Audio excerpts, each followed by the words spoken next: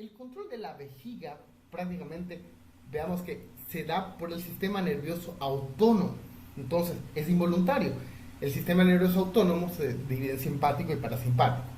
Un estímulo parasimpático estimula la micción, contrayendo el músculo detrusor y relajando el trígono y los esfínteres. Y el estímulo simpático hace lo contrario, relaja el detrusor y contrae el trígono y esfínter, inhibiendo la micción, al contrario del estímulo parasimpático. Perfecto. Ahora, la composición de la orina no se modifica en su camino hacia la vejiga. La orina, cuando estira las paredes, fíjense, la orina cuando estira las paredes de las estructuras renales, aumenta su función de marcapaso intrínseco que tienen las vísceras de músculo liso, como vimos en la clase 47 de motilidad y control nervioso gastrointestinal. Esto genera un aumento de las contracciones peristálticas en los uréteres, haciendo que la orina se dirija hacia la vejiga, ¿no? Entonces, el estiramiento aumenta la función de marcapaso y aumenta las contracciones peristálticas en los uréteres, ¿no? Ahora, vemos que en adultos la longitud media de cada uréter es de aproximadamente 25 a 35 centímetros. Y los uréteres entran a la vejiga a través del músculo detrusor, en la región que vimos del trígono vesical, en esa región, ¿no? Como vimos anteriormente. Entonces, entran por aquí y el tono basal del detrusor, el tono basal del músculo detrusor impide el reflujo de la orina, o sea, entra y no sale. Las contracciones empujan la orina y existe un tono basal del detrusor que impide el flujo retrógrado de orina hacia los riñones. Recordando que el hombre, a diferencia de la mujer, tiene la próstata y una uretra mucho más larga. Veamos el reflejo miccional. Cuando la vejiga se distiende, manda señales hacia la médula por los nervios pélvicos. Entonces vuelve una señal parasimpática, ¿ya? Por los mismos nervios pélvicos, haciendo que el músculo detrusor se contraiga gracias al reflejo de la distensión. Pero esas contracciones suelen durar, o sea, desaparecen en un minuto cuando no hay mucha orina. Pero a medida que la vejiga se llena, como vemos en esta imagen, a medida que se llena, este reflejo potencia más, potencia más, potencia más. Fijémonos que a mayor volumen, ¿no?, existe mayor reflejo y mayor potencia de cada reflejo, de cada contracción del detrusor. Entonces, vamos a ver que a medida que va subiendo, estas son las contracciones miccionales, ¿no? Y vamos a ver que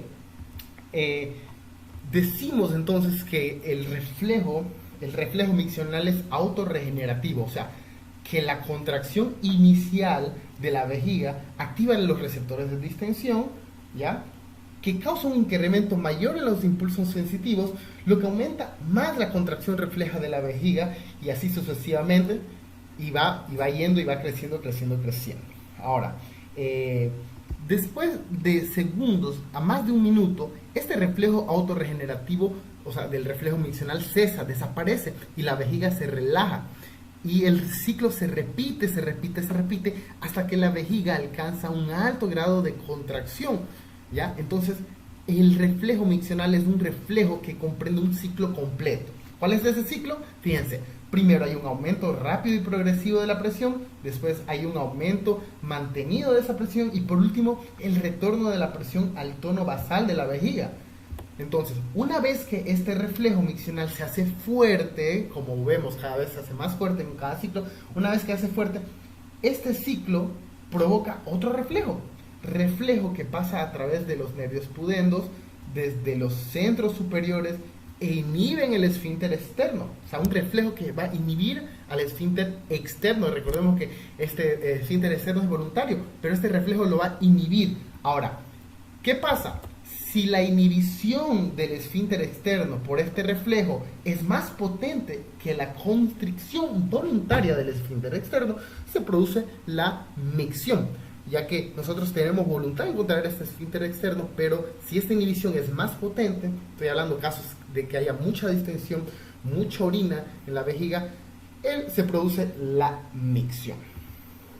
También señales van a los centros superiores del cerebro, los centros superiores. existen centros que pueden mantener ese reflejo parcialmente inhibido cuando nuestro cuerpo detecta que no es el momento ideal para la micción.